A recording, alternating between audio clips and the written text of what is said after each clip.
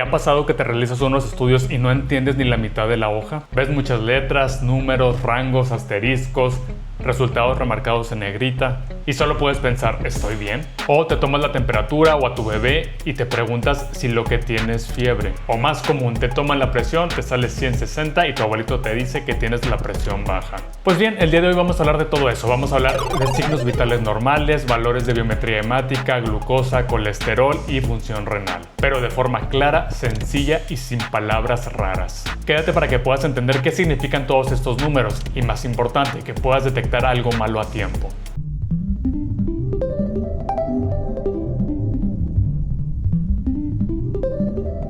Así que vámonos directo al grano. ¿Cuáles son los valores normales en el cuerpo? Probablemente te ha pasado que te realizas unos estudios de laboratorio, vas a consultar y el doctor únicamente te dice que todo está bien, pero no te los explica y no sabes qué es lo que tienes. Así que vamos a empezar con los más importantes y los que son los más básicos de saber. Primero empezamos con la frecuencia respiratoria, que en un adulto sano la frecuencia respiratoria debe estar entre las 12 y 20 respiraciones por minuto. Y aclaro que en adultos, ya que en bebés esto puede variar, en lactantes, que son los bebés menores de un mes, pueden tener de 30 a 60 respiraciones por minuto y de ahí hasta el año pueden oscilar entre los 40 y 50. La frecuencia respiratoria en los bebés puede parecer más rápida que en los adultos y es normal que tengan pausas breves de hasta 10 segundos mientras duermen. Eso se llama respiración periódica. Si un bebé respira más de 60 veces por minuto en reposo, se hunde el pecho al respirar o hace ruidos extraños como quejidos, podría ser un signo de dificultad respiratoria. En un adulto, tener más de 20 respiraciones podría indicar fiebre, un golpe de calor, deshidratación y sí, hasta ansiedad. Y menos de 12 respiraciones, esto es un poco menos frecuente. Podría verse en intoxicaciones o alteraciones del sistema nervioso central. ¿Y cómo podemos medir la frecuencia respiratoria? Únicamente observando. Podemos ver a la persona en reposo y cada vez que respire se infla su pecho. Eso es lo que vamos a estar contando. Y en bebés también podríamos poner nuestra mano sobre su pecho para sentir cuando se esté elevando. Lo ideal es hacerlo en reposo y cuando la persona esté tranquila. Hay que evitar que la persona hable, ya que esto va a alterar la frecuencia respiratoria. O en un bebé, si está llorando, también hay que evitarlo. Frecuencia cardíaca. La frecuencia cardíaca normal en un adulto sano oscila de los 60 a 100 latidos por minuto. Y esto también varía en los bebés. Por ejemplo, los recién nacidos pueden tener latidos de 100 hasta 160 latidos por minuto. Más de 100 latidos por minuto y sin tener ningún síntoma podría indicarnos síntomas como ansiedad, estrés, deshidratación y hasta anemia. Y menos de 60 latidos por minuto podría indicarnos alguna patología cardíaca, aunque si eres una persona joven o que realiza mucho ejercicio, las frecuencias cardíacas pueden ser un poco más bajos de lo normal y es lo normal en ti. La saturación de oxígeno es la cantidad de oxígeno que se está transportando en la sangre y que va destinada a los órganos y a los tejidos. Es una forma de saber que también estás respirando y si tu cuerpo está recibiendo suficiente oxígeno. La saturación de oxígeno ideal es de los 95 hasta el 100%.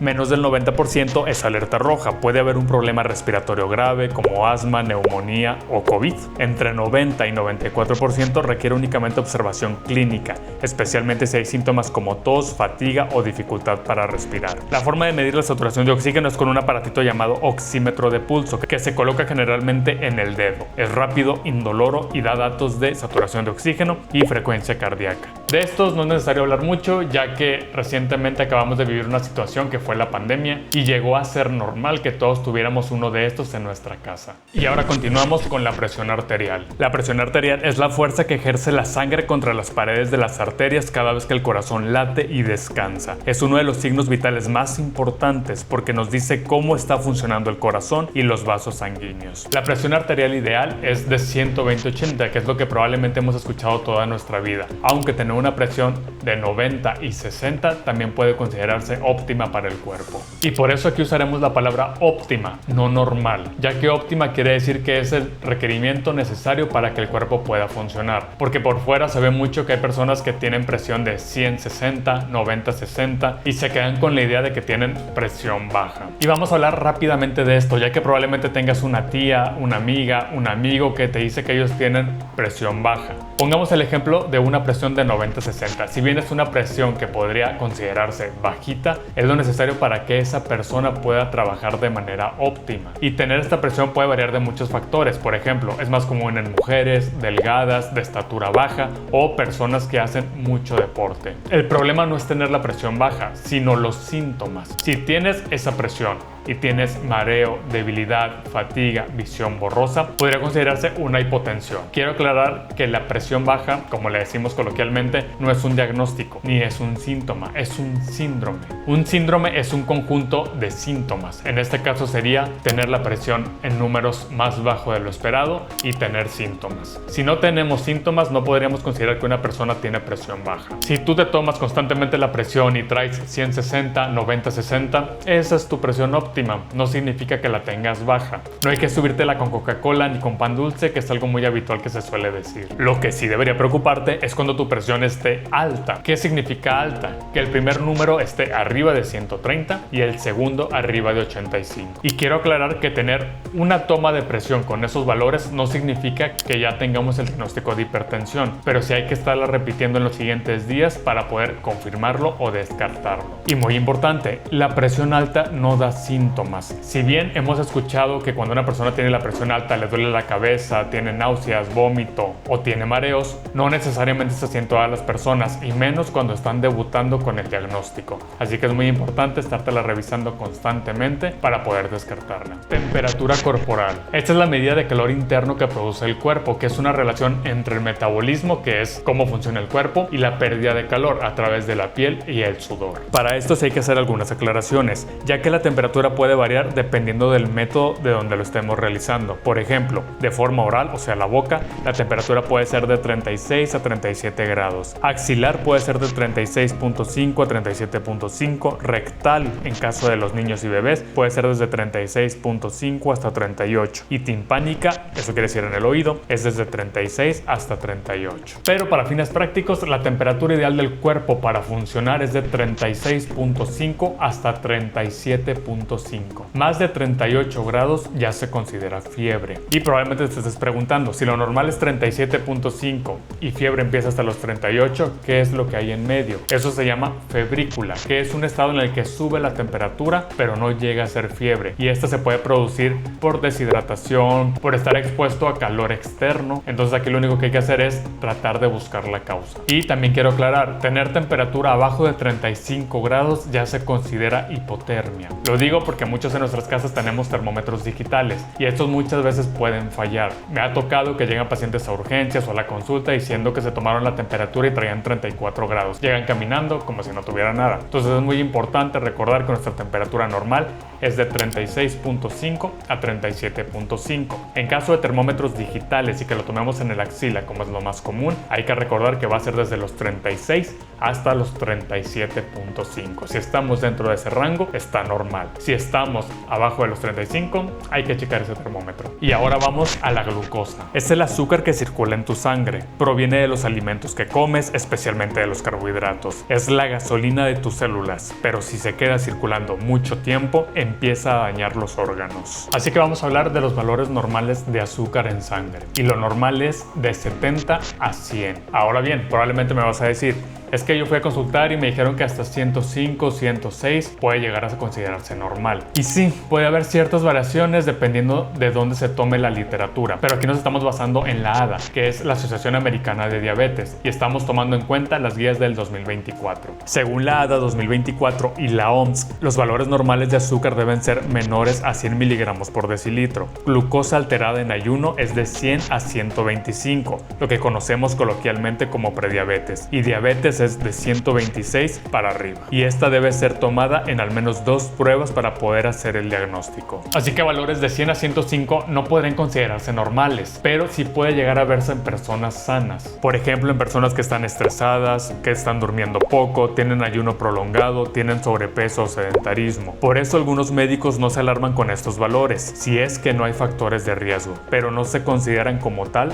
normales. Y estos valores que acabamos de mencionar es en glucosa en ayuno. ¿Qué quiere decir esto? La de laboratorio que te sacan de sangre y que es con 8 horas de ayuno. Probablemente en tu casa tu abuelito o tu mamá tenga un glucómetro, que es con el que te pinchas al dedo y te sacas una gotita de sangre. Este es únicamente para dar seguimiento, no es para hacer un diagnóstico, pero en caso de que te lo realices, lo ideal es hacerlo en ayuno. Si no lo haces en ayuno, lo ideal es hacerlo 2 horas después de comer, y en caso de que lo hagas así, tu glucosa debe estar abajo de 140. Hay otro estudio que es muy importante y puede ser mejor mejor para diagnosticar la diabetes, que se llama hemoglobina glucosilada. Este es un estudio en el que se hace un promedio de toda tu azúcar de los últimos 2 a 3 meses. Esta no se ve afectada por los ayunos ni por lo que comiste el día anterior. Y para decir que tenemos una hemoglobina glucosilada normal, el valor debe estar abajo de 5.7. De 5.7 a 6.4 podría considerarse prediabetes. Y arriba de 6.5 se considera diabetes. Y para una persona con diabetes, para poder decir que se encuentra controlada su azúcar, tiene que estar abajo de 7. Y hay que recordar que, al igual que la presión arterial, la diabetes al principio es una enfermedad silenciosa, no da síntomas. En caso de que te tomes el azúcar y salga en 115, 130 y digas la tengo un poquito alta pero no tengo síntomas así que estoy sano, es mejor acudir con tu médico. Ahora vamos con la biometría hemática, que es el recuento de células en tu sangre. Es uno de los estudios más comunes y más solicitados, pero también uno de los peores interpretados, ya que este estudio nos da muchos parámetros y si es que te has llegado a hacer uno, te aparecieron más de un asterisco o algún resultado en negritas. La cosa es saber interpretarlos bien. Así que aquí vamos a mencionar los más importantes: la hemoglobina, el hematocrito, los leucocitos y las plaquetas. Vamos a empezar con el recuento de glóbulos rojos. Para esto es la hemoglobina y el hematocrito. La hemoglobina no es más que una proteína en los glóbulos rojos que permiten el correcto transporte de oxígeno. La hemoglobina puede variar dependiendo de la edad y también del sexo del paciente. Por ejemplo, en hombres se esperaría una hemoglobina de 13.5 hasta 17.5 y en mujeres de 12 a 15.5. Lo más importante es la correcta interpretación clínica, o sea, con los laboratorios y con los síntomas que pueda tener el paciente. Y después tenemos el hematocrito, que es la cantidad de glóbulos rojos en la sangre. El hematocrito normal en hombres es de 41 a 53% y en mujeres de 36 a 46. Los valores bajos pueden indicar anemia, sangrados ocultos, enfermedades crónicas, y los valores altos podrían verse en deshidratación, personas que viven en alturas o que fuman mucho y hasta enfermedades de la sangre como la policitemia. Después tenemos los leucocitos, que son los glóbulos blancos, o sea, las células de las defensas. Y el valor normal de leucocitos es de 4.000 hasta 11.000, aunque quiero aclarar que también puede variar dependiendo la edad, ya que niños que se encuentran en crecimiento pueden tener leucocitosis. Esto quiere decir que sus leucocitos están más altos de lo normal. Si están elevados puede haber una infección bacteriana, inflamación o hasta leucemia. Si están bajos puede haber un caso de inmunosupresión, efectos de medicamentos o infecciones virales fuertes. Y para terminar con la biometría hemática tenemos las plaquetas, que son las células que se dedican a la coagulación en el cuerpo. Y de esta los valores normales son de 150.000 a 450.000. Y ahora vamos a pasar con el colesterol. Probablemente hayas escuchado a alguna persona, tu papá, tu mamá o algún tío que te dice que tiene el colesterol alto, pero es importante remarcar que hay diferentes tipos de colesterol. Y aquí vamos a hablar de los más importantes, que son el colesterol, los triglicéridos, el colesterol HDL y el colesterol LDL. El colesterol total normal es menor de 200 miligramos sobre decilitro. Entre 200 y 239 podríamos considerarlo en límite alto y arriba de 240 se considera alto. Pero no solo basta con ver el colesterol total, hay que ver cómo se reparte entre el colesterol HDL, que es el colesterol bueno, y el colesterol LDL, que es el colesterol malo. Empezando con el colesterol LDL, que es el colesterol malo, lo ideal es tener menos de 100 miligramos sobre decilitro. De 100 a 129 aún podría considerarse aceptable, pero arriba de 130 se considera alto y riesgoso. El colesterol LDL se pega en las paredes de las arterias, formando placas que pueden llevar a infartos o embolias. El colesterol HDL, que es el colesterol bueno, puede variar dependiendo del sexo. Por ejemplo, en hombres se esperaría que esté arriba de 40 miligramos sobre decilitros y en mujeres arriba de 50 miligramos sobre decilitro. El colesterol HDL ayuda a limpiar las arterias. Cuanto más alto, mejor. Hacer ejercicio, bajar de peso y dejar de fumar ayudan a subirlo. Y por último tenemos a los triglicéridos, de los cuales su valor normal es estar abajo de 150, aunque de 150 a 199 se pueden considerar altos en un nivel aceptable y arriba de 200 ya se consideran altos. No se trata de evitar el huevo o las grasas buenas, se trata de evitar el exceso de azúcares, comida chatarra, refrescos y falta de movimiento, porque la grasa que más daña al corazón no siempre viene de la grasa, sino del azúcar. No se trata de solo leer números, laboratorios se trata de entender el contexto, los síntomas y la historia clínica, porque si no terminas creyendo que tienes todo o que no tienes nada. Aprender lo básico de tus valores puede cambiar tu vida. Detectar una prediabetes a tiempo, controlar la presión antes de que sea tarde o simplemente entender qué te está diciendo tu cuerpo. Si el video te gustó, dale like. Comenta abajo si te has hecho laboratorios o has tenido duda alguna vez de tus resultados. Suscríbete y nos vemos hasta el próximo video. Muchas gracias por estar aquí.